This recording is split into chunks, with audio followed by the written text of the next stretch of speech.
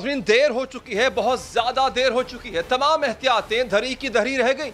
अब कोरोना का खात्मा शायद कभी मुमकिन ना हो सके। अब दुनिया में रहने वालों को कोरोना के साथ ही अपनी ज़िंदगी गुजारना होगी। जिन एहतियाती तदाबीर को वो इस वक्त इख्तियार कर रहे हैं, इन्हें सारी ज़िंदगी के लिए अपनाना होगा। कोरोना के साथ जिंदा रहना सीखना होगा। इस वक्त मई का वक्त आ चुका है। दुनिया के 43 लाख लोग कोरोना वायरस का शिकार हो चुके हैं। 3 लाख के करीब हलाक हो चुके हैं। पाकिस्तान में 37,000 के करीब अफराद में कोरोना की तशखीस हो चुकी है।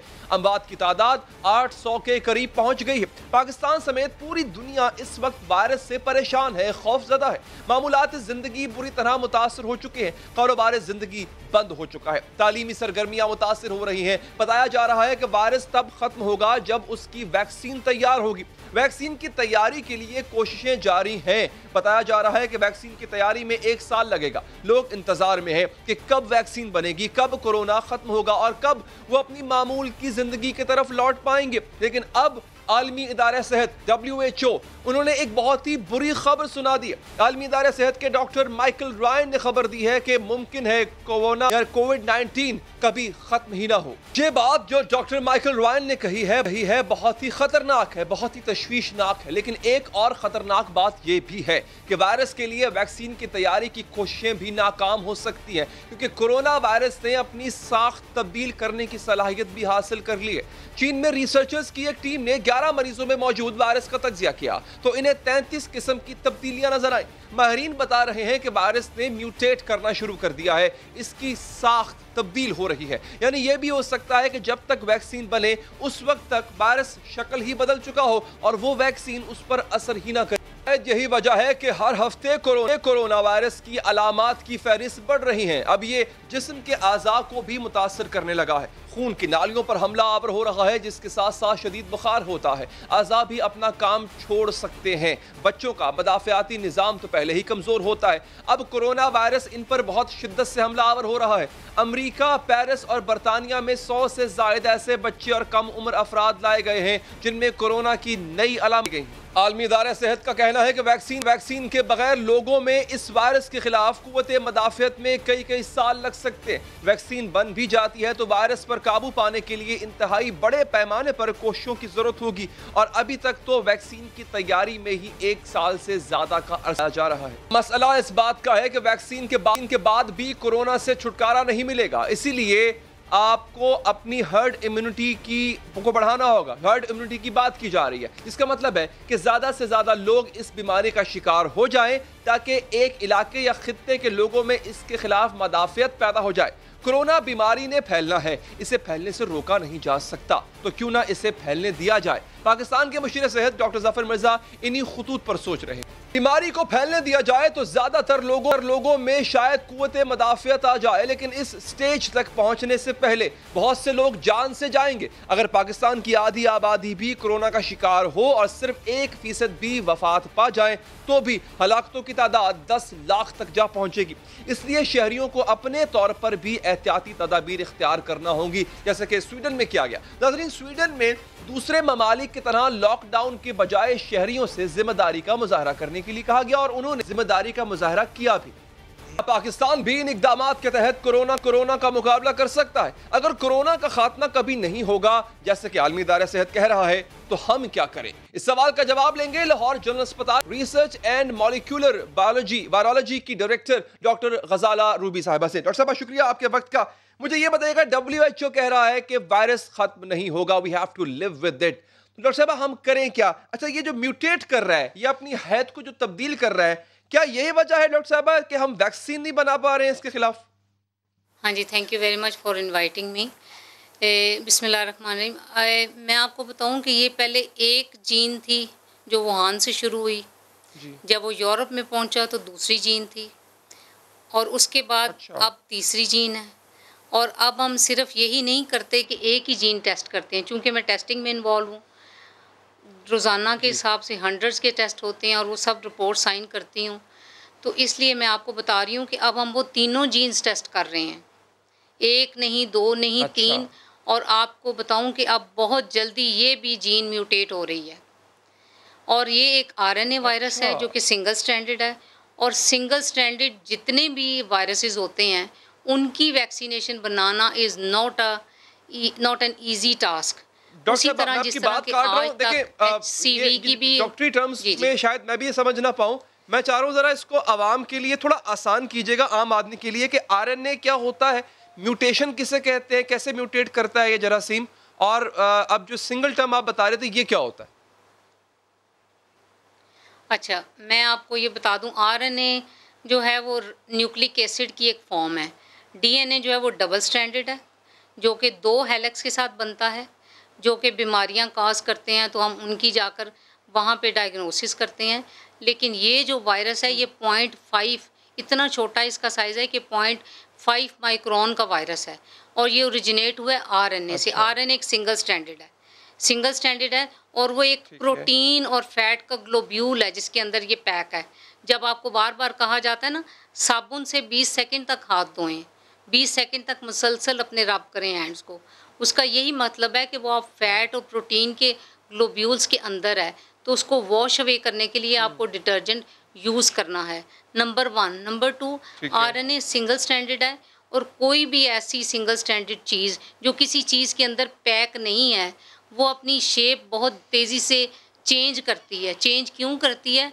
According to the geographic distribution.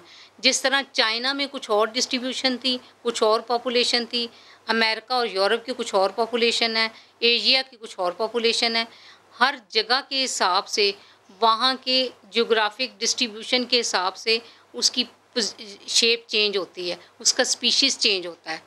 तो इसलिए आप ये नहीं कह सकते कि वो जो आप वैक्सीन बनाने जा रहे हैं वो आपकी सारी स्पीशीज़ को कवर करेगी, क्योंकि ये बहुत तेज़ी से अपनी शक्ल बदलती है। इसी तरह जिस तरह के हेपेटाइटिस बी की वैक्सीन आपके पास मौजूद है, हम ये सोच सकते हैं, या ये अब हम जहन में बिठा लें डॉक्टर साहिबा, कि हम इसी बीमारी के साथ रहेंगे? WHO ने भी यही बात की है तकरीबन, हमें HIV की तरह, हमें इसी तरह से ही गुजारा करना पड़ेगा इसके साथ। मैं ये तो नहीं कहती, मैं I am not totally convinced with the WHO experts, दो के वहाँ बहुत अच्छे एक्सपर्ट्स हैं, वो ये कह रहे हैं, लेकिन पीपल आर वर्किंग, लोग यहाँ काम कर रहे हैं डिफरेंट लैब्स में, डिफरेंट मुल्कों में, और उन सब के एक दूसरे के साथ बड़े अच्छे लाइजोन भी हैं। जैसे हम लोग अपने लोगों के सैंपल्स के साथ काम कर रहे हैं, यूरोप वाले अपने लोगों के साथ सैंपल्स के साथ काम कर रहे हैं, अमेरिकन अपने लोगों के साथ, चाइना वाले अपने पॉपुलेशन के अपने सैंपल्स के साथ, यानी उनके पास जो स्पीशीज़ है या जो जीन है वो उस पर काम कर रहे हैं, हमारे पास जो है हम उस पर काम कर रहे हैं।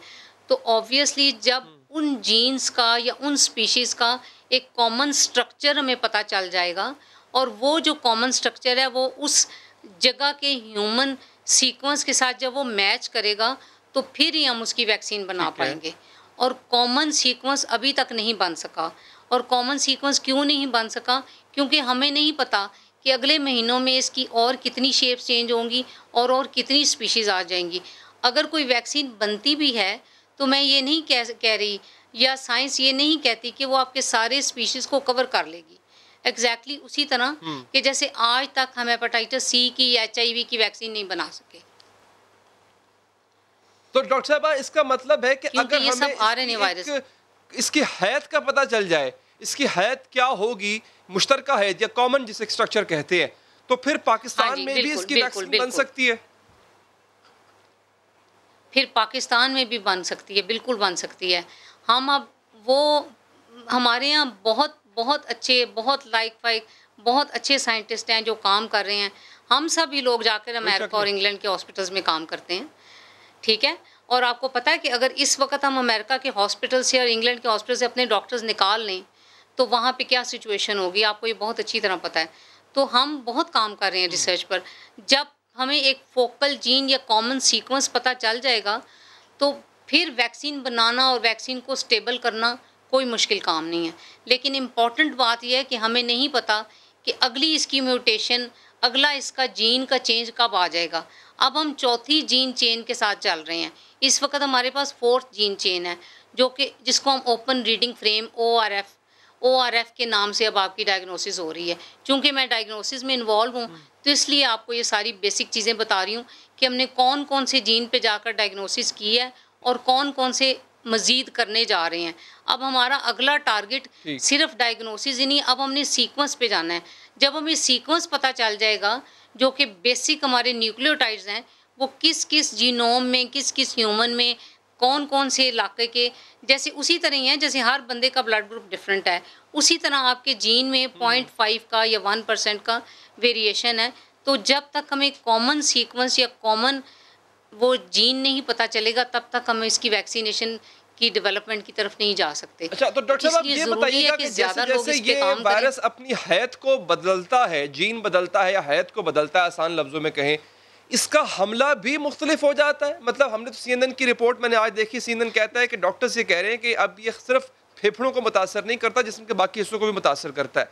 तो क्या यही वजह है कि चूंकि अपनी हैत बदल रहा है, इसका जो हमला है वो भी खतरनाक होता जा रहा है?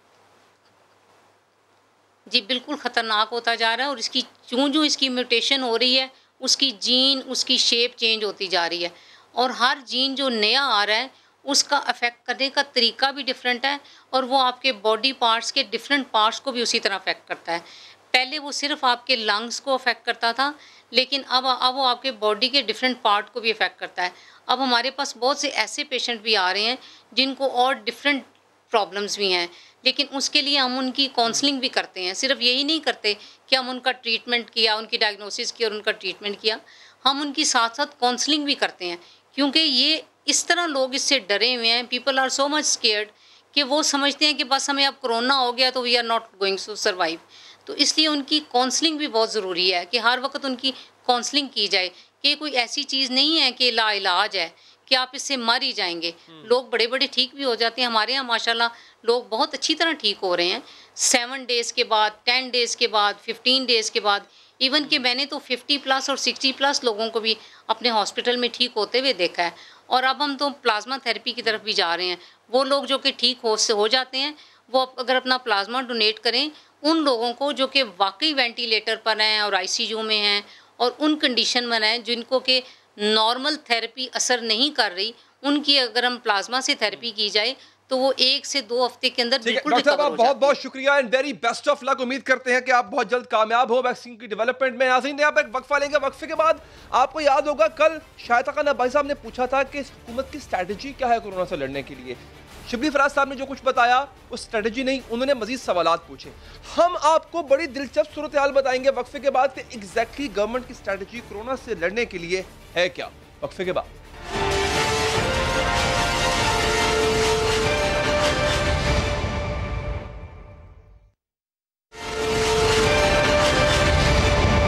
नाज़रीन, पाकिस्तान में कोरोना फैल रहा है। पूरी दुनिया में इसका मुकाबला करने के लिए इक़दामात हो रहे हैं। इसका फैलाव रोकने के लिए हिकमत अमली यानी स्ट्रैटेजी बनाई जा रही है। इसी हिकमत अमली के लिए पाकिस्तान में भी कौमी असम्बली और सेनेट के इजलास बुलाए गए, फिर बहस हुई, तकरार हुई, सवालात पूछे गए। तो मालूम हुआ कि कोरोना से निपटने के लिए हुकूमत पाकिस्तान की कोई हिकमत अमली, कोई स्ट्रैटेजी अगर है तो वो तजादात का मजमुआ है। ये बात खुलकर उस वक्त सामने आई जब अपोजिशन रहनुमा शाहिदा खान अब्बासी ने भी हुकूमत से सवाल किया, किसी एक सफ़े पर लिख कर बता दें कि जनाब कोरोना से के लिए हुकूमत की हिकमत अमली आखिर है क्या। आज वज़ीर इत्तलात, जिनका काम ही हुकूमत की तर्जुमानी होता है, उन्होंने सेनेट में इज़हार ख्याल किया, लेकिन शाहिदा खान अब्बासी के सवालों का जवाब देने की बजाय उल्टा उन्हीं से सवालात पूछ लिए। हुकूमत के तर्जुमान अपोजिशन से पूछ रहे हैं कि उनका प्लान क्या है। यानी जिस हुकूमत के वज़ीर आज़म असम्बली नहीं आ रहे, उस हुकूमत के तर्जुमान अपोजिशन से पूछ रहे हैं कि उनकी लीडरशिप असम्बली में क्यों नहीं आती। सवाल बनता है कि मैं सवाल पूछूं कि मुझे अपोजिशन ये बताए कि उनका अपना पैरेलल कोविड प्लान क्या है। नंबर 2, क्या ये अपोजिशन चाहती है कि हम पूरे मुल्क में कर्फ्यू लगा दें? तीसरा सवाल, सिंध हुकूमत ने नमाज और तरावी की अपोजिशन वो किया कि उसको वो किया जाए तो हम मसाजिद को बंद कर दें। चौथा, कि जिस तरह कहा गया कि जो इंजेक्शंस हैं वो तो मिलने नहीं वाले 2021 तक, और फिर उसमें भी हमारा क्या होगा, तो हमारी क्या हिकमत अमली होनी चाहिए। और पांचवा, कि जब अपोजिशन ने इजलास बुलाया तो फिर क्यों डिसाइड किया कि वो उसमें पार्टिसिपेट नहीं करेंगे, उनकी लीडरशिप नहीं पार्टिसिपेट करेगी। अब सवाल क्या था कि स्ट्रेटजी क्या है, जवाब आपने सुन लिया। तो आज शिबली फराज ने 25 मिनट तक सेनेट में गुफ्तगू की और वाज़े तौर पर एक बात भी ऐसी नहीं बताई जिसे हुकूमत की हिकमत अमली कहा जा सके, लेकिन उनके बयानात की मदद से और दीगर जो हुकूमती शख्सियात हैं उनके बयानात की मदद से ना नाज़रीन, हमने समझने की कोशिश की है कि कोरोना से निपटने के लिए हुकूमत की हिकमत अमली है क्या। हुकूमत ने अभी तक इसका कोई वाज़ेह जवाब तो नहीं दिया, लेकिन हुकूमती शख्सियात ने, वज़ीर आज़म ने, वुज़रा ने अभी तक जो बयानात दिए हैं उनकी मदद से हमने ये समझा है कि कोरोना से निपटने के लिए हुकूमत की 11 पॉलिसीज़ हैं जनाब, आपने नोट करनी है। हुकूमत की पॉलिसी नंबर 1 वो ये कि इसे ख़त्म करना है, इसके एक्शन लेना है। इस एक्शन लेने के लिए हुकूमत की पॉलिसी ये है कि लॉकडाउन लगाना तो जरूरी है, लेकिन लॉकडाउन से तो लोगों को मुश्किल होती है, इसलिए पॉलिसी नंबर 2 ये है कि लॉकडाउन खत्म किया जाएगा। जो लॉकडाउन हमने किया था जब सिर्फ 26 केसेस थे पाकिस्तान में, वो लॉकडाउन आगे भी लेके जा रहे हैं। लॉकडाउन सैटरडे से खुलेगा फेजेस के अंदर। ये हम क्यों कर रहे हैं? ये हम इसलिए कर रहे हैं कि हमारे मुल्क के अंदर लोग बड़ी मुश्किल में हैं इस वक्त। अब लॉकडाउन इसलिए दुरुस्त नहीं है कि लोग कोरोना के बजाय भूख से मर जाएंगे, लेकिन लोग भूख की बजाय कोरोना से मरे तो फिर लॉकडाउन लगा दिया जाएगा। ये हुकूमत की पॉलिसी नंबर 3 है। हमारी यही कंसर्न थी कि ऐसा ना हो कि लोग कोरोना से तो न मरे लेकिन लोग भूख से मर जाएं। अगर ये फिर से एक तेजी से अगर ऊपर स्पाइक आ गई, मतलब कि एकदम केसेस बढ़ गए और लोगों ने एहतियात ना की, तो हमें तो फिर से बंद करना पड़ेगा। हुकूमत की पॉलिसी नंबर 4 ये है कि हम तो कोरोना का मुकाबला कर ही नहीं सकते, क्योंकि एक तो हमारे मुल्क पर कर्जे बहुत ज्यादा है, दूसरा हमारा सेहत का निजाम वो कम। कर्जों में डूबा हुआ मुल्क, एक ऐसा मुल्क जिसका कि कोई हेल्थ इंफ्रास्ट्रक्चर तकरीबन नापैद था कंपेयर टू उन ममालिक के जो कि दुनिया का बेहतरीन हेल्थ केयर सिस्टम है जिनके पास, वो भी इससे नबुर्द आजमा नहीं हो सके। उन्होंने भी डिफरेंट स्ट्रेटजीज अप्लाई की, कामयाब नहीं हुए। अब मकरूज है तो क्या हुआ, हम फिर भी गरीबों का ख्याल रखेंगे, दिहाड़ीदार तबके का ख्याल रखेंगे। कोरोना से निपटने के लिए ये हुकूमत की पॉलिसी नंबर 5। हुकूमत की जो हिकमत अमली थी पहले ये थी कि किस तरीके से इस वबा से भी निपटा जाए और किस तरह से वो लोग जिनकी कारोबार बंधा हुआ है इस दिन की कमाई पे, उनको सबसे पहले एड्रेस करना चाहिए। लेकिन गरीबों का ख्याल तो रखा ही नहीं जा सकता, क्योंकि हमारे पास तो वसाइल ही नहीं है, हम तो बेसरो सामान है। ये हुकूमत की पॉलिसी है। जब हम अपनी बेसरो सामानियों को देखते हैं, जब हम अपनी गुर्बत को देखते हैं, जब हम एक ऐसा मुल्क देखते हैं जिसमें कि 25% से ज्यादा बिलो पॉवर्टी लाइन लोग हैं, उस सूरत हाल में हमारे पास क्या वो हथियार हैं, हमारे पास क्या वो वसाइल हैं। जो मिडिल क्लास के लोग हैं उनका मसला टोटली डिफरेंट है। उन बेचारों को ना ऊपर वाले एक्सेप्ट करते हैं ना नीचे वाले एक्सेप्ट करते हैं। हुकूमत की 7वीं पॉलिसी ये है कि कोरोना की वजह से हमारी मईशत तबाह हो जाएगी, लेकिन मईशत तबाह नहीं होगी क्योंकि इमरान खान की लीडरशिप क्राइसिस से निकाल लेगी। आने वाले चैलेंजेस जो कि आज से ज्यादा सख्त होंगे, क्योंकि अगर इकोनॉमी पैरालाइज कर जाए, जिसमें कि मेरा ख्याल है कि कुछ पार्टीज चाहती भी यही हैं कि वो इकोनॉमी कोलैप्स कर जाए खुदा ना खास्ता और उनको कोई एनआरओ मिल जाए, लेकिन ऐसा होने वाला नहीं। बिकॉज जब आप गरीबों की सोच रखते हैं, जब आपके नज़दीक वो एक उतने बराबर के शहरी होते हैं इस मुल्क में, तो अल्लाह ताला भी आपकी मदद करता है। प्राइम मिनिस्टर इमरान खान इसी सोच को अपने दिल में रखते हैं और यही वजह है कि अल्लाह ताला ने हमें बड़े बड़े क्राइसिस से हमें बचाया और इंशाल्लाह मैं यही उम्मीद रखता हूं कि इमरान खान की लीडरशिप में हम इस क्राइसिस से भी कामयाबी के साथ मिनिमम प्राइस पे किए हुए निकलेंगे। इमरान खान मैशत बचा तो लेंगे, इसी वजह से हम गरीबों को ज्यादा देना चाहते हैं लेकिन दे नहीं सकते क्योंकि हमारी मैशत का बुरा हाल है। यह है हुकूमत की पॉलिसी नंबर 8।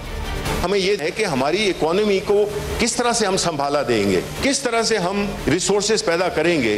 कर्जों के बोझ तले हम दबे हुए हैं, रिसोर्सेज हमारे पास है नहीं, हम देना चाहते हैं, इससे ज्यादा देना चाहते हैं। हुकूमत की 9वीं हिकमत अमली ये है कि अब तक जितनी भी हिकमत अमलियां बनाई गई हैं वो भी ठीक है और दुरुस्त काम कर रही हैं, बस इमरान खान को सपोर्ट किया जाए, वो सब ठीक कर देंगे। इमरान खान को सपोर्ट नहीं करते, आप उनको काम करने छोड़ दें, जो कि माशाल्लाह जिसने फैक्ट्स एंड फिगर्स ने साबित यही किया है कि हमारी हिकमत अमली बेहतरीन थी। अल्लाह ताला का फजल है कि हम अभी तक उससे बड़े बावकार तरीके से नबुर्द आज़मा हो रहे हैं। बीमारी का मुकाबला करने के लिए हुकूमत की 10वीं पॉलिसी के जो करना है वो अवाम ने करना है। वो कोरोना से बचना चाहते हैं तो खुद ही एहतियात करें वरना ना करें। अगर जर्मनी जो उनकी चांसलर एंजेला मर्केल, उनके अब बहुत ज़्यादा हमारे से लोग मरे हैं, लेकिन उन्होंने अगर अपना मुल्क खोलने का फैसला किया तो उनकी जो चांसलर थी उन्होंने मुझे कहा कि उनके लोग डिसिप्लिन हैं, उनके लोगों ने फैसला किया कि हाँ हम जिम्मेदारी लेते हैं इसकी। तो मैं आज आप सबको कह रहा हूँ कि आपको जिम्मेदारी लेनी पड़ेगी। और नाज़रीन, कोरोना से निपटने के लिए हुकूमत की 11वीं और अब तक की आखिरी पॉलिसी कि मुल्क की 70% आबादी कोरोना का शिकार हो जाए तो बीमारी का फैलाव खुद ही रुक जाएगा। तो खुलासा पेश करता हूं तमाम पॉलिसीज का। यानी कोरोना से निपटने के लिए हुकूमत की पॉलिसीज ये हैं कि कोरोना को शिकस्त देना है, इसके लिए लॉकडाउन दुरुस्त नहीं लेकिन किसी हद तक ठीक भी है। हुकूमत लॉकडाउन नहीं चाहती लेकिन जब जरूरत पड़ी तो लगा भी सकती है। लॉकडाउन ना लगाया गया तो लोग कोरोना से मर जाएंगे, लॉकडाउन लगा दिया गया तो भूख से मर जाएंगे। इसलिए लोगों की मदद करनी है, लेकिन मदद इसलिए नहीं कर सकते कि हमारे पास वसाइल नहीं है। इसलिए लॉकडाउन हटा दिया जाए और यह फैसला लोगों पर छोड़ दिया जाए कि कोरोना से मरना चाहते हैं या भूख से मरना चाहते हैं। यानी हुकूमत की पॉलिसी ये है कि लोगों की कुव्वत का फैसला उन पर भरोसा किया जाए और उनकी कुव्वत फैसला पर भरोसा किया जाए और साथ ये उम्मीद रखी जाए कि पाकिस्तान में कोरोना इतना नुकसान नहीं पहुंचाएगा। क्या ऐसा ही है और ऐसा क्यों है, पूछेंगे तहरीक इंसाफ मेंबर कौमी असम्बली फारूक हबीब साहब से। फारूक साहब, सर स्ट्रैटेजी नहीं बताई। शबली फराज साहब ने उन्होंने सवाल कर दिए, उन्होंने तकरीर कर दी, स्ट्रैटेजी नहीं बताई, आप ही बता दें सर। देखें, जहां तक रही बात ऑपोजिशन की, तो ऑपोजिशन का तो एक करदार ऐसा करदार है जिसके ऊपर एक सवालिया निशान अपनी जगह मौजूद है और मैं समझता हूं कि हुकूमत रोज़े अव्वल से जो है वो इसके ऊपर संजीदा है। आपको मैं बताता चलूं कि पाकिस्तान के अंदर पहला केस 26 फरवरी को आता है, 21 मार्च को पाकिस्तान के अंदर जो है वो लॉकडाउन हो जाता है।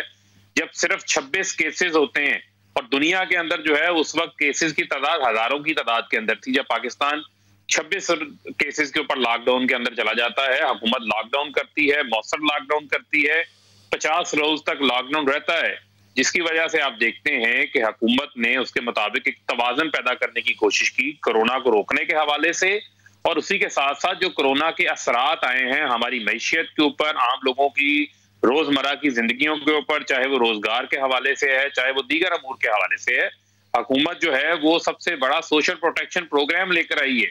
मैं समझता हूं कि 1200 अरब का पैकेज लेकर आए, गवर्नमेंट लेकर आई, जिसमें से 144 अरब रुपए की तो सिर्फ और सिर्फ कैश डिस्ट्रीब्यूशन है, 75 अरब रुपए से लॉकडाउन क्यों उठाया सर अगर वो प्रोग्राम काफी था?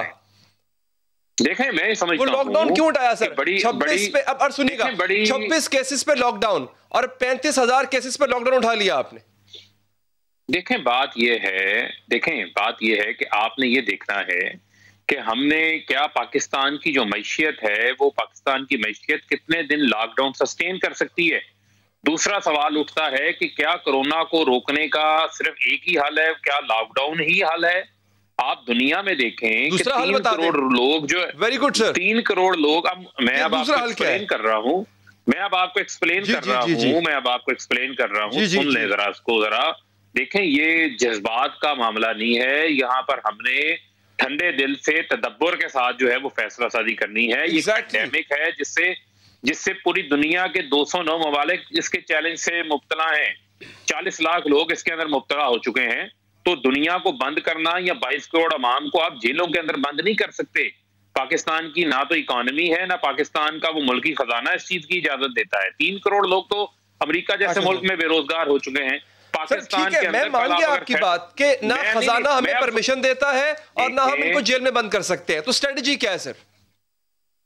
देखिए, मैं आपको स्ट्रेटजी ही एक्सप्लेन कर रहा हूँ कि जहां पर आपकी फेडरेशन ऑफ पाकिस्तान ये कहती है कि 1.5 माह के लॉकडाउन से पाकिस्तान की मैशियत का 25 अरब डॉलर जो है वो नुकसान हुआ है। एक मोहताज सर्वे के मुताबिक जो है पाकिस्तान के अंदर 3 से 7 करोड़ लोगों के बेरोजगार होने का खदशा है। तो मैं ही समझता हूं कि हुकूमत ने मुकम्मल लॉकडाउन खत्म नहीं किया, हमने लॉकडाउन नरम किया है, कुछ कारोबारों के लिए लॉकडाउन खत्म है किया है, एक तवाज़ुन पैदा किया है। आप लोगों में उठते बैठते लॉकडाउन खत्म है, देयर इज नो लॉकडाउन, कोई लॉकडाउन नहीं है सर।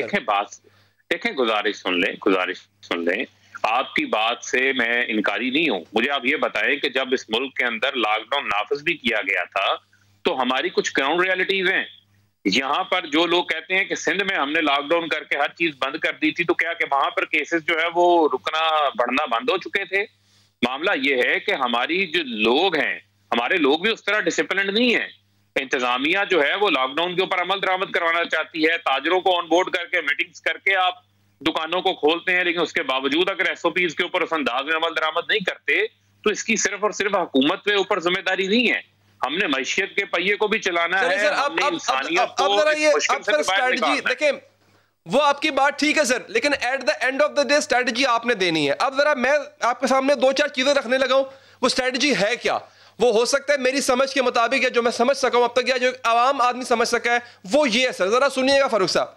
सर, आपके बयानात की रोशनी में जो स्ट्रेटजी हमने ड्राइव की है वो ये है कि कोरोना को हमने शिकस्त देनी है, बिल्कुल देनी है। इसके लिए लॉकडाउन लगाना है, लेकिन लॉकडाउन दुरुस्त नहीं है, किसी हद तक ठीक भी है। हुकूमत लॉकडाउन नहीं चाहती, लेकिन जब जरूरत पड़ी तो हुकूमत लॉकडाउन लगा भी सकती है। लॉकडाउन ना लगाया तो लोग कोरोना से मर जाएंगे, लॉकडाउन लगाया तो भूख से मर जाएंगे। इसलिए लोगों की मदद करनी है ताकि लोग भूख से ना मरें, लेकिन मदद इसलिए नहीं कर सकते, जैसे कि अपने आपने भी कहा कि हमारे पास वसाइल नहीं है, इसलिए लॉकडाउन हटा दिया जाए और यह फैसला लोगों पर छोड़ दिया जाए कि वो कोरोना से मरना चाहते हैं या भूख से मरना चाहते हैं। सर, ये पॉलिसी है ना आपकी, आप लोगों पर छोड़ रहे हैं कि लोग या कोरोना से मरना चाहते हैं या भूख से मरना चाहते हैं, आपने खुद कुछ नहीं करना। नहीं, देखें बात यह है, देखें ये ना तो हमने फैसला मीडिया के ऊपर बैठ के करना है। मैं समझता हूं कि जो नेशनल कोऑर्डिनेशन कमेटी है उसके अंदर तमाम सूबों की जो है वो नुमाइंदगी मौजूद है। तमाम तर जो डेटा आता है उस डेटा का एनालिसिस किया जाता है। पाकिस्तान के अंदर वो केसेस जो आप एक्सपेक्ट कर रहे थे कि 25 अप्रैल को पाकिस्तान के अंदर केसेस की तादाद 50,000 होगी, सुन लें ना, अब सुन लें सारे मौजूद होंगे उसमें। पे बात कर रहा हूँ, स्ट्रेटजी पे बात कर रहा हूँ ना, मैं अब स्ट्रेटजी के ऊपर ही बात कर रहा हूँ, जरा मुझे बात कर लेने दें आप, ठीक है। पाकिस्तान के अंदर केसेस की तादाद उतनी नहीं है ना, पाकिस्तान के अंदर उतनी अमवात है। अमेरिका जैसे मुल्क के अंदर 70,000 अमवात हो चुकी, स्पेन जैसे मुल्क के अंदर 20,000 से ज्यादा अमवात हो चुकी हैं। ये आपने 22 करोड़ लोगों में सिर्फ 2 लाख टेस्ट किए हैं। सुन लेना, हाउ कैन यू से कि आपके यहाँ इतने लोग अफेक्ट नहीं हुए? सिर्फ 2 लाख टेस्ट किए आपने 22 करोड़ लोगों में। कितने टेस्ट किए हैं? सिर्फ 2 लाख, सिर्फ 2 लाख। आप अपने फिगर्स को चेक कर लें, 3 लाख से ज्यादा टेस्ट हो चुके हैं आज की डेट के मुताबिक। चलिए आप बता दें सर, आप बता दें सर। मैं आपको लेटेस्ट फिगर्स बता रहा हूँ, लेटेस्ट फिगर्स बता रहा हूँ कि 3 लाख से ज्यादा टेस्ट हो चुके हैं। और कल वंडरफुल सर, जो है वो सर ये 1 लाख का क्या कमाल जंप मारा है आपने। सुन लें मैं कहता हूं बड़ा फर्क पड़ गया। सुन लें और गुज़िश्ता रोज सिर्फ जो है वो 12,000 टेस्ट हुए हैं। जब पाकिस्तान के अंदर ये वबा आई थी तो आप जरा उन लोगों से भी पूछ लें जो लोग स्ट्रेटजी कहते हैं, वो पाकिस्तान के अंदर कैपेसिटी कितनी बता के गए थे। आपकी रोजाना की असद उमर साहब ने कहा था अप्रैल के एंड पे 25,000 टेस्ट करेंगे डेली की बुनियाद पे। आपकी सुन लेना, एक मिनट हो गया सर, आप 12,000 तक पहुंचे। असद उमर साहब ने कहा था।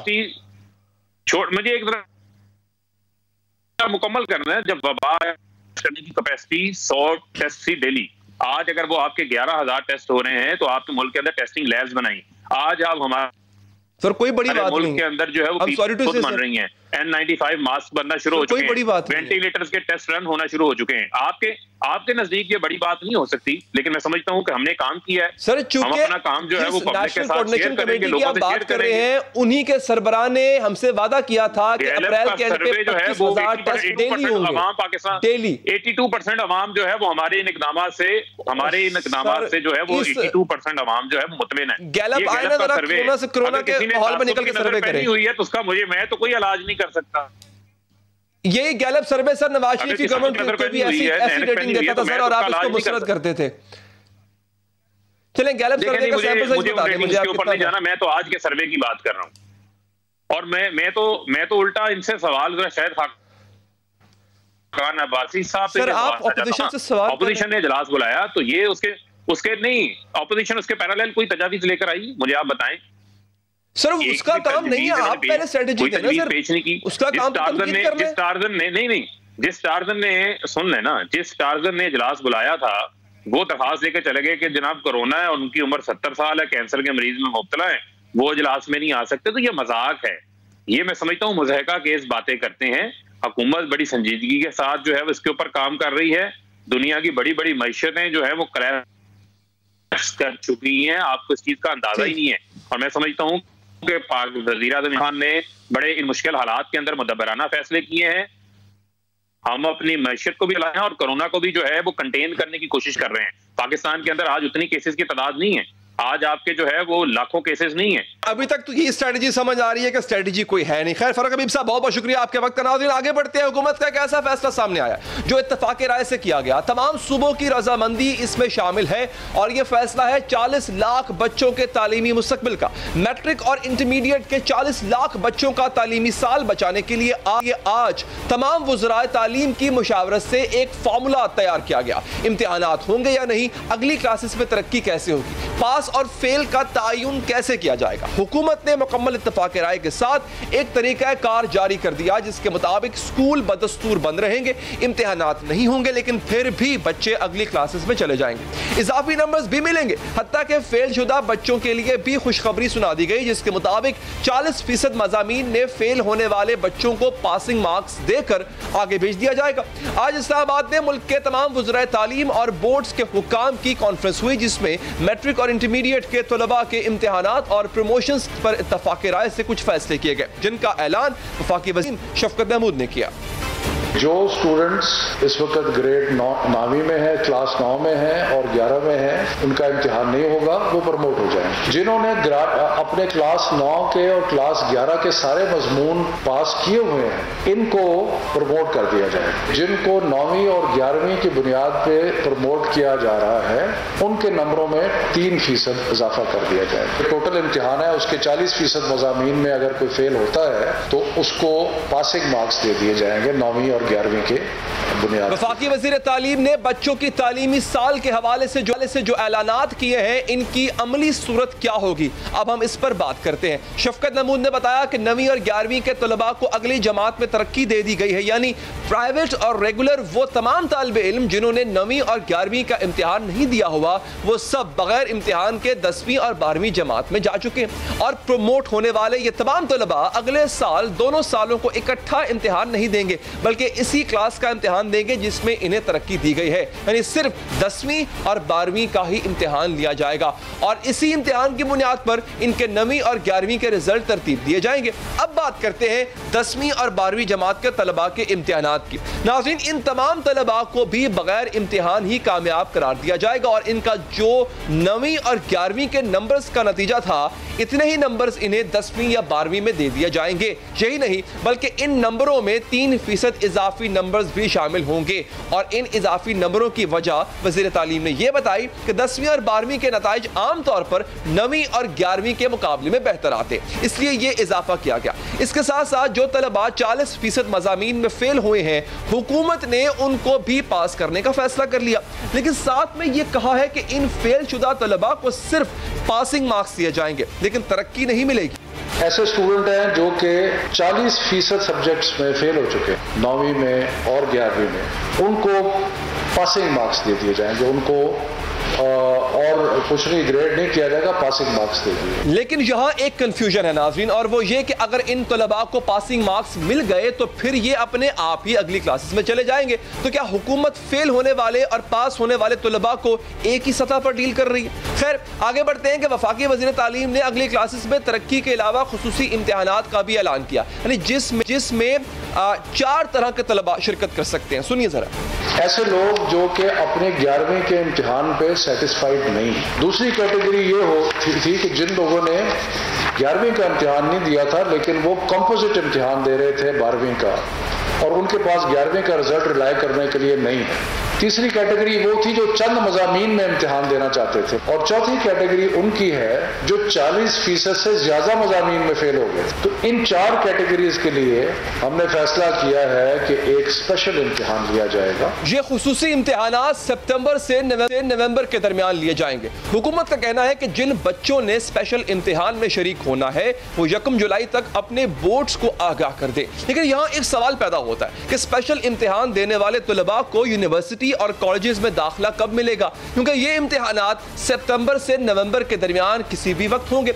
इसके बाद उनका रिजल्ट बनेगा। इस सारे अरसे में तो नई क्लासेस शुरू हो चुकी होंगी, कॉलेजेस और यूनिवर्सिटीज में तालीमी साल शुरू होगा, तो इन तलबा के दाखिलों का क्या होगा। और इससे भी अहम बात यह है कि तमाम स्टेक होल्डर्स ने इस बात पर तो इत्तफाक कर लिया कि 15 जुलाई तक तालीमी इदारे बंद रहेंगे, लेकिन फिर इसके बाद क्या होगा? क्या स्कूल कॉलेजेस खुल जाएंगे? अगर खुल गए तो ठीक, और अगर ना खुले तो फिर बच्चों के तालीमी नुकसान का अजाला कैसे मुमकिन होगा? क्योंकि अभी 2 रोज कबल सिंध के वजीर तालीम कह रहे थे कि लंबे अरसे तक स्कूल बंद रह सकते हैं। ये स्कूल बहुत लंबे अरसे तक ना खुलें, मुमकिन है 6 महीने, 7 महीने, 8 महीने, जब तक ये हालात अल्लाह ताला रहम करे ठीक नहीं हो जाते, तब तक हम बच्चों को कम से कम किसी सूरत में भी ये हम रिस्क नहीं लेंगे कि बच्चे स्कूलों में आए। इसी बात पर स्कूल्स एसोसिएशंस वाले परेशान दिखाई देते हैं और हुकूमत से बार बार दरख्वास्त कर रहे हैं कि अगर दीगर मामलात खोले जा सकते हैं तो स्कूल्स को SOPs के तहत क्यों नहीं खोला जा सकता। इस हवाले से बात करें, हमारे साथ मौजूद हैं प्राइवेट स्कूल्स एसोसिएशंस के रहनुमा पंजाब से काशिफ मिर्जा साहब ने ज्वाइन किया और सिंध से हमारे साथ मौजूद है सैयद हैदर अली साहब। दोनों का बहुत बहुत शुक्रिया। काशिफ साहब, अब आपको हुकूमत के इस तरीक़ेकार पर भी एतराज है, एतराज है क्यों आपको? देखिए जी, पहली बात तो ये है कि ये वही कुछ उन्होंने पेश किया है जो आज से चंद रोज पहले भी उन्होंने पेश किया था, कोई नई चीज़ों उसमें उन्होंने की है। अब या तो हो कि उन्होंने कोई अवामी राय ली होती, कोई स्टेक होल्डर से, पेरेंट्स से, स्टूडेंट से, टीचर से पूछा होता, कुछ भी ऐसा है उन्होंने नहीं किया। अपनी मर्जी करते हैं, बादशाह लोग हैं। अच्छा। तो बादशाहों का अंदाज है। देखिए, पहली बात यह कि पूरी दुनिया के अंदर एग्जामिनेशन सिस्टम मौजूद है, pandemic is there, but again वहां पे एक सिस्टम है। आप ये नहीं कह सकते कि जनाब वहां पे पूरी दुनिया में इम्तिहानात जो है उसमें मनसूख हुए हैं, थोड़ा डिले हुआ है, लेकिन उसको उन्होंने दोबारा इंटेक्ट किया और एग्जाम कंडक्ट हो रहे हैं। जहां आप देखें बड़े बड़े कंट्रीज में जहां पे तालीमी सिलसिला भी बहाल हो गया है। अभी आप देखें वॉन के जो चाइना में भी तालीमी सिलसिला बहाल किया उन्होंने, स्पेन में, स्विट्जरलैंड में, फ्रांस में, आपके इंडिया में, बांग्लादेश में और सऊदी अरब में उन्होंने स्कूल्स भी खोले हैं। सबसे पहले जहां लॉकडाउन में कमी की उन्होंने तालीमी अदारे खोले हैं। अब दूसरी बात यह कि उन्होंने अपने इम्तिहानात को वक्ती तौर पे तातल जरूर दिया, लेकिन उन्होंने प्रमोशन नहीं की, ना ही आपके O level, A level stream ने ऐसे प्रमोशन की। उन्होंने कहा असेसमेंट करें, असेसमेंट करने के बेस के ऊपर हम उसको जो देखेंगे। अब हुआ क्या है, हम तो पहले दिन से ये कह रहे हैं कि 45 लाख बच्चे हैं, उनका मुस्तकबिल है, आप उनके मुस्तकबिल से मत खेलें। अगर आप करना ही चाहते हैं, इस वक्त प्राइवेट स्कूल बंद है, पब्लिक स्कूल बंद है, आपके ग्राउंड्स, आपके जो है शादी हॉल पड़े हुए बंद हैं, आप अपनी जो है जो मशीनरी उसको यूटिलाइज करें और इनका एग्जाम कंडक्ट करें। आपका 10th का तो एग्जाम ऑलरेडी हो चुका हुआ, उसका तो आपने रिजल्ट प्रिपेयर करना, ये कोई मुश्किल डील नहीं है, लेकिन इनकी विल नहीं है। 25 अरब रुपया जो है, आपने 2 बातें की, आपने कहा कि एक अवामी राय, बिल्कुल ठीक, हाँ ये बड़ा इंपॉर्टेंट, मैं इस पे आता हूं, लेकिन उससे पहले थोड़ा सा डिस्कस कर लें। अवामी राय को मद्देनजर नहीं रखा गया और सिस्टम एक होना चाहिए था। वो सिस्टम क्या होना चाहिए था? अवामी राय। सर, आप जिन कंट्रीज की एग्जांपल्स दे रहे हैं सर वो पढ़े लिखे कल्चर्स हैं। यहाँ पे अगर आप मार्केट्स में जाकर देखें क्या हाल है, तो सर यहाँ पे SOPs को इन्फोर्स कराना बड़ा मुश्किल काम है। आपको नहीं लगता इम्तिहानात का सेंटर बनाना, नॉर्मल इम्तिहानात बोर्ड के जो होते हैं वहाँ पे आप इन्विजिलेशन का जरा हाल आपको पता ही है सर, नॉर्मल दिनों में वहां पे डिसिप्लिन नहीं हो पाता, तो कोरोना सिचुएशन में कैसे आप नज़्म ज़ब्त रख पाएंगे?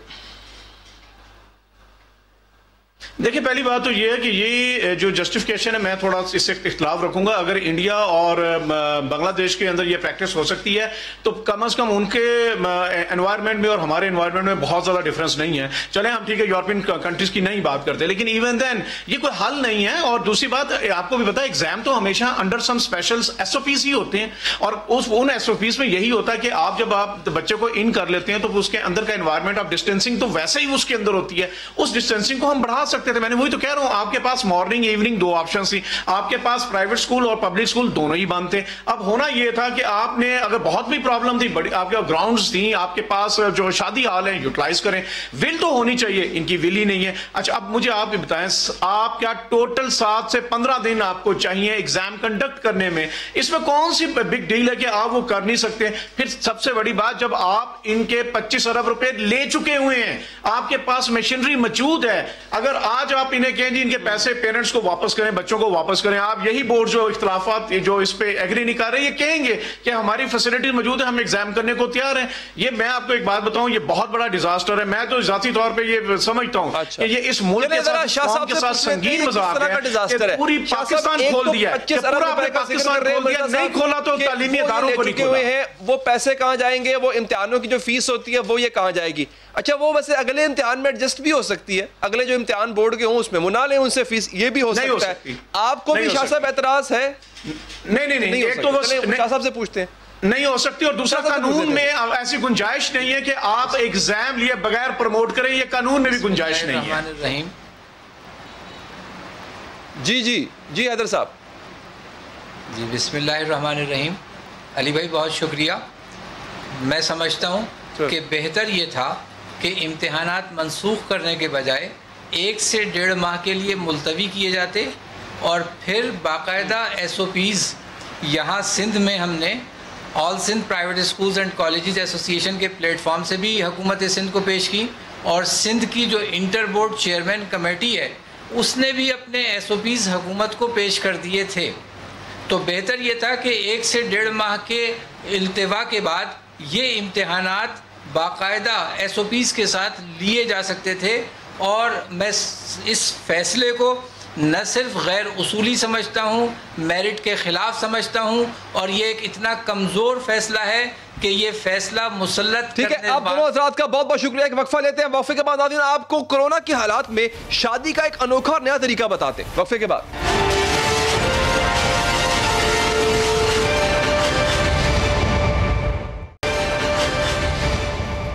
नाज़रीन, कोरोना की वजह से जहां लोगों का मिलना जुलना छूट गया वहीं तकरीबात भी खत्म हो गई। चले, ये दूरी तो बर्दाश्त की जा सकती है, लेकिन एक दूरी ऐसी है जिसका बर्दाश्त करना मुश्किल होता है। एक तकरीब ऐसी है कि मनसूख हो जाए, मुलतवी हो जाए तो बहुत दुख होता है। ये तकरीब है शादी की तकरीब। आपको और हमें शायद इतना दुख ना हो जितना उस शादीशुदा जोड़े या उस शादी करने वाले जोड़े को होता है। कोरोना लॉकडाउन की वजह से बहुत सी शादियां मनसूख हो चुकी हैं, लेकिन लोगों ने इसका हल भी निकाल लिया। वो कोरोना के दिनों में ऑनलाइन शादी करने लगे। हकीकी वेडिंग नहीं कर सकते तो वर्चुअल वेडिंग का ही रिवाज चल निकला। में तो बाकायदा एक हुक्मनामा जारी किया गया जिसके बाद शादी के ख्वाहिशमंद अफराद को ऑनलाइन शादी की इजाजत मिल गई है। शादी के ख्वाहिशमंद जोड़े लाइसेंस के लिए ऑनलाइन दरख्वास्त दे सकेंगे और कारकुनों को जो इसके क्लर्क्स हैं उनको जोड़ों की शादियां ऑनलाइन करवाने की इजाज़त है। अब आप ये नोट करें कि एक ऐप है, उसमें काफ़ी सारे लोग एक टाइम पे एक दूसरे से वीडियो कॉल कर सकते हैं।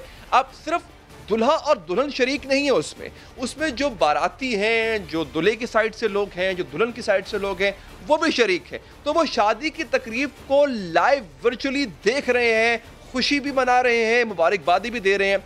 तो अब वाशिंगटन के इस जोड़े ने ऑनलाइन शादी का ऑप्शन इस्तेमाल नहीं किया, उन्होंने ज़रा मुख्तलिफ काम किया। उन्होंने वर्चुअल के बजाय रियल शादी की, लेकिन समाजी फासलों यानी सोशल डिस्टेंसिंग का बड़ा ख्याल रखा और एक मिसाल कायम की और जो दीगर हिफाजती तदाबीर थी जैसे मास्क पहनना, दस्ताने पहनना, वो भी इख्तियार की। किस तरह उन्होंने शादी की ज़रा मुलाजा करें। न्यूयॉर्क के एक और जोड़े की शादी भी इसी तरह से ना हो सकी जिस तरह वो चाहते थे। उन्होंने बहुत बड़ी तकरीब मुनक्किद करने का सोच रखा था, लेकिन वो मुमकिन न रहा, तो उन्होंने भी वर्चुअल के बजाय रियल शादी की, लेकिन एहतियाती तदाबीर इख्तियार करते हुए बस वो दोनों चर्च पहुंच गए। अब शादी उन्होंने की और फिर बाद में अपने दोस्तों को, घर वालों को वीडियो कॉल पर इतला दी। बड़ा अनोखा तरीका है। शादी आप कर लें और फिर जो वलीमा है इसमें आपको खाना नहीं खिलाना पड़ेगा, वो आप वर्चुअल कर लें, लोगों को बता दें, दिखा दें कि देखें जनाब हम तैयार हैं और हमने शादी कर ली। अब बाकी दुनिया की तरह चीन में भी लोगों का इकट्ठा होना मना है, लेकिन चीन के एक जोड़े ने सोचा कि वो अपनी शादी की तकरीब को इंटरनेट पर स्ट्रीम करेंगे, लाइव स्ट्रीम करेंगे।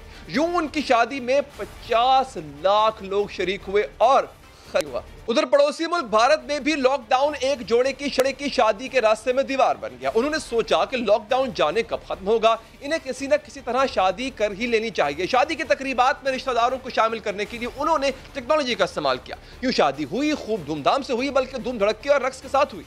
शुदा जोड़े का कहना है कि ऑनलाइन शादी करके इन्हें यूं महसूस हो रहा है जैसे वो कोई मशहूर शख्सियत बन गए हैं। हर फर्द इन्हें मुबारकबाद दे रहा है। इन्हें उम्मीद ही नहीं थी कि वो ऑनलाइन शादी करेंगे तो इससे इतनी पजीराई मिलेगी। सिर्फ ऑनलाइन ही नहीं बल्कि हिफाजती तदाबीर और समाजी फासलों की पाबंदी के तहत भी शादियां की जा रही हैं। भारतीय शहर इंदौर में ही शादी की एक ऐसी तकरीब हुई जिसमें हिफाजती तदाबीर की मिसाली इंतजाम थे। सोचें नाज़रीन जरा कि दुल्हा दुल्हन मास्क पहनकर फेरे ले रहे हैं और शादी हो गई। पूरी दुनिया इस वक्त कोरोना से मुतासर हो चुकी है, कोरोना कब्जा कर चुका है, लेकिन कोरोना के दिनों में भी आप कोई ना कोई हल निकाल लेते हैं। समाजी फासला बरकरार रखिए, शादी बेशक करते रहिए। दीजिए इजाजत, अल्लाह ने के बाद।